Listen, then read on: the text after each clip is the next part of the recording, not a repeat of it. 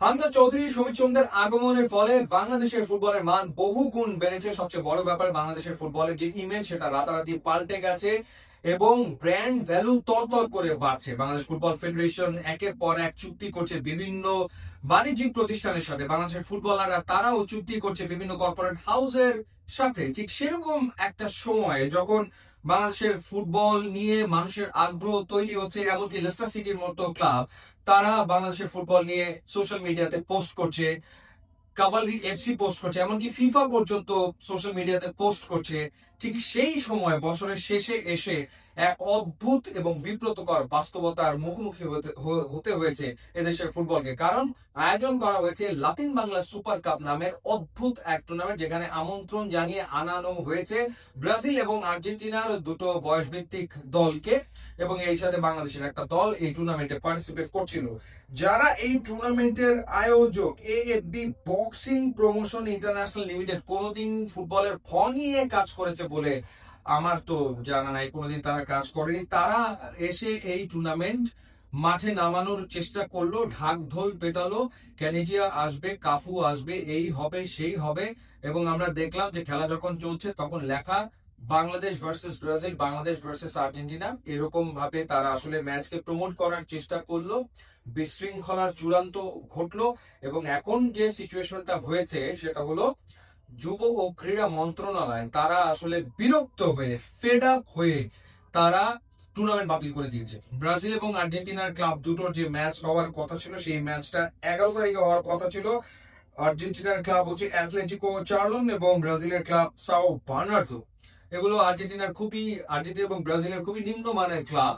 তাদের মুখোমুখি হওয়ার কথা ছিল, সেটা বাতিল হয়ে গেছে এবং মাঠ বরাদ্দ দিয়েছিল যুব ক্রীড়া মন্ত্রণালয়, তারা সেটা স্থগিত করেছে। আর মাঠ বরাদ্দ দেওয়া হচ্ছে না। কারণ কি? কারণ টিকিটের 50% টাকা জমা দেওয়ার কথা ছিল এবং একই সাথে খেলা শেষের পর স্টেডিয়াম পরিষ্কার পরিচ্ছন্ন করার কথা ছিল। আয়োজকদের পক্ষ থেকে কোনোটাই করা হয় নাই এবং স্পন্সর প্লাস হচ্ছে মিডিয়া রাইট বেচা বিক্রি করে কি পরিমাণ টাকা আয় করা হয়েছে সেখান থেকে একটা পার্সেন্টেজও দেওয়ার কথা ছিল, সেটা আসলে দেওয়া হয়নি। সেটা দেওয়া হবে কেমন করে? 2 ম্যাচ হয়ে গেছে, এখনো নাকি কোনো স্পন্সর আসলে নাই। তো টাকা দেবে কোথা থেকে? কাফু আসছে না, ক্যানিজি আসছে না, কারণ তাদের দুজনকে টাকা দেওয়ার মতো টাকা আয়োজকদের নাই। কেন তাহলে এই টুর্নামেন্ট আয়োজন করার চেষ্টা তারা করতে গেল?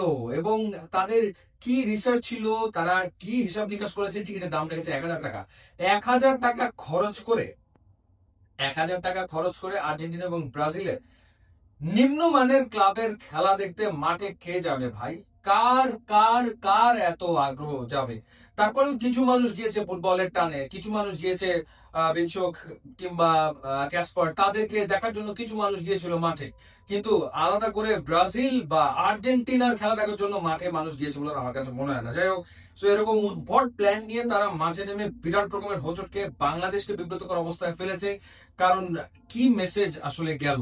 আর মাঠে তো অব্যবস্থাপনার কোনো শেষ আসলে ছিল না, নানা রকমের ঘটনা ঘটেছে। বাংলাদেশের ফুটবলারদের যে ব্যবহার ছিল সেটাও প্রশ্নবিদ্ধ ছিল। আর্জেন্টিনার ক্লাবটার সাথে তারা খেলেছে যখন, at the end of the day তারা অতিথি হয়ে খেলতে এসছে এখানে, এবং এটা এমন কোনো টুর্নামেন্ট না, তো সেখানে ফুটবলারদের এই ব্যবহার সেটাও আসলে খুবই খুবই বিব্রতকর ছিল সামগ্রিকভাবে। আলটিমেটলি দেশের ফুটবলের ইমেজ ক্ষতিগ্রস্ত হয়েছে এবং একটা একটা মহল তারা বাংলাদেশের ফুটবল ভক্তদের আবেগ নিয়ে ব্যবসা করার চেষ্টা করছে। অর্থাৎ ব্রাজিল আর্জেন্টিনার যে আবেগ এদেশে রয়েছে, এদেশের মানুষের ভালোবাসা ব্রাজিলের প্রতি, এদেশের মানুষের ভালোবাসা আর্জেন্টিনার প্রতি, সেই আবেগটাকে নিয়ে ব্যবসা করার চেষ্টা করেছে এবং করতো, সেটাও তারা করতো। কিন্তু সেটাও একটা যদি সিস্টেমেটিক ওয়েতে গুছিয়ে পরিকল্পনা অনুযায়ী করতো তাও না বুঝতাম। মানে অগোছালোর চূড়ান্ত, খেলা শুরু হতে দেরি, রেফারি মাঠে পৌঁছায় না। এরপরে মূল ব্যাপার যেটা হচ্ছে, বাংলাদেশের ফুটবলারদের পারিশ্রমিক কে দেবে? 2 ম্যাচে তারা খেললো, তাদের টাকা দেবে কে? আয়োজকরা বলছে এটা নাকি বাফুফে দেওয়ার কথা। বাফুফে বলেছে লজিস্টিক ছাড়া অন্য কোনো কিছু তাদের প্রোভাইড করার কথাই না। তাহলে টাকা পাবে কোথেকে? যে ক্যাসপার তারপরে এই বিশ্বক চাকমারা যে খেললো, তারা এখন টাকাটা পাবে কার কাছ থেকে? সেটা নিয়ে এক বিরাট বিরাট প্রশ্ন তো তৈরি হয়েছে যে টাকা কে দেবে তাদেরকে। এরপরে শুনলাম হোটেল বিলও নাকি এখন পর্যন্ত ক্লিয়ার করা হয় নাই এবং এখন উল্টো আয়োজকরা টাকা চাচ্ছে, স্পন্সর না পেয়ে তারা এখন উল্টো টাকা চেয়েছিল যুব ক্রীড়া মন্ত্রণালয়ের কাছে, যে তারা টাকা দেবে, সেই টাকা দিয়ে তারা এটা শেষ করবে।